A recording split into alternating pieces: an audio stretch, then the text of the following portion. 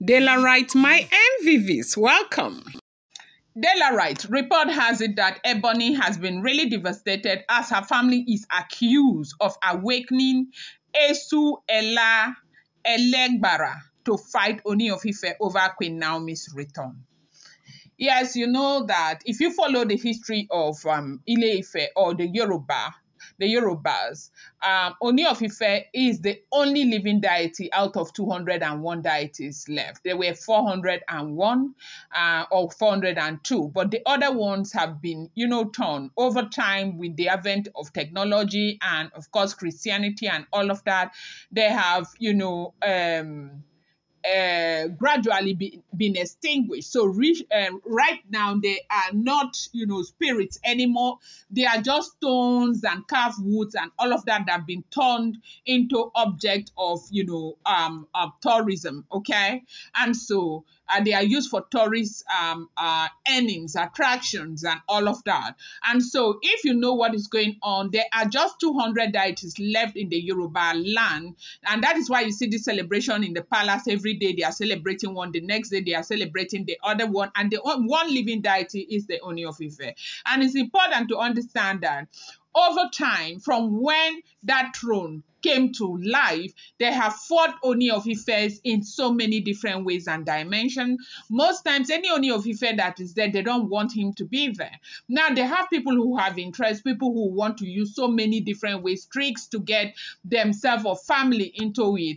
And their reign is usually very long. By the grace of God, if you're an Ooni of Ife, they live for a very long period of time. You have seen it, and it's not something that I say somebody is saying, okay? And so it's not easy to fight them, okay? Because they are not, like, they are partly, mortal and they are partly immortal, okay? So to fight them, you have to use spirits and everything to fight them.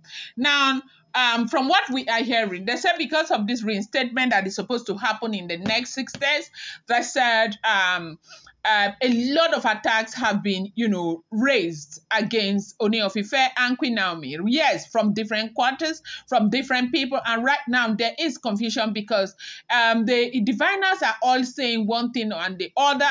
But, you cannot really tell if these people they are calling are really responsible because right now, if the Father's Day, Ebony had come out to, wish the Ooni of Ife an amazing Father's Day. I'm not here supporting her. I don't support her. I will not. And she has said a whole lot of things, and that is how she says things about the Ooni of Ife, sweet, sweet things. And she's the one person who may really care about some of these small, small things to show care, give flowers and all of that. But after that, all the celebration and everything, usually when she posts like that, Kabiyesi will call her, she will kneel down before Kabiyesi, they'll be rubbing her like one puppy, and she'll be smiling and all of that. But when she posted that yesterday, they said Kabiyesi didn't do that. It was, in fact, when a visitor came and, they called her, she came and she was there with Kabiyesi. That was what you saw. But usually, she was expecting that Kabiyesi will acknowledge like he used to do. But no, he did not because he was also devastated over the revelation. They say that somebody has gone to invoke a deity that is called Esu Elegbara. Okay, the spelling is right there in case I'm not pronouncing it well. Daylight, you know me with my pronunciation. I'm glad that you guys do not mind, and I appreciate you for that. Okay, and so they said now they are suspecting the family of Ebony, and that was the reason why Kabiyesi did not acknowledge the Father's Day post and everything that Ebony was surprised about. Then in the evening, they said they summoned her, and they said this is what XYZ that is going on, that they have, released a particular unfriendly, very, very unfriendly spirit on Ooni of Ife and Queen Naomi to cause, a whole lot of string, and so that this reinstatement would never happen. Like they have sworn before everything that it will never, ever happen. And you and I know that this is not just about Ebony. There are a lot of people who don't want this to happen. All of those locals, those native people, the ones who are flying, who have feathers to fly at night, they don't want it because of Queen Naomi's spiritual background and all of that. Now, in the interest of those of you who may not know what this Esu Elegbara is, because I did not know it as well, They said Esu Elegbara, also known as, Esu, okay, is one of the most controversial and misunderstood deities in Yoruba spirituality. Many wrongly equate Esu to the Christian devil, but in traditional Yoruba cosmology, Esu is not inherently evil. He is the divine messenger, the gatekeeper between humans and the Orishas, okay, Orisha, the spirit, spirit forces. Okay, I'm sorry if you're hearing that sound again.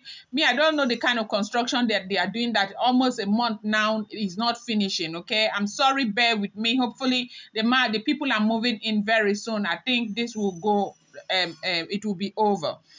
Now, they said that that is Esu. Esu is the one who carries prayers and sacrifices to the heavens. However, Esu is also known as a trickster. Did you get that? A spirit of duality who can cause confusion, misdirection, and unexpected outcomes when provoked or improperly honored, okay, or invoked against a person, okay. They say over the years and all from the, time that the Ooni of Ife started, as in they gave from the first Ooni of Ife, they have always brought Esu, this Esu Allah, this very, very Esu against Ooni of Ife, okay. Esu Elegbara is a powerful force. His presence is often symbolized as crossroad, representing choices, destiny, and consequences. In Yoruba tradition, every ritual or sacrifice must pass through Esu to reach the higher God. Nothing spiritual happens without his permission. This makes him very central to any spiritual warfare or manipulations because of this critical role. Those who want to manipulate faith, delay destinies or cause spiritual confusion often turn to Esu for help, sometimes in very dangerous ways, right?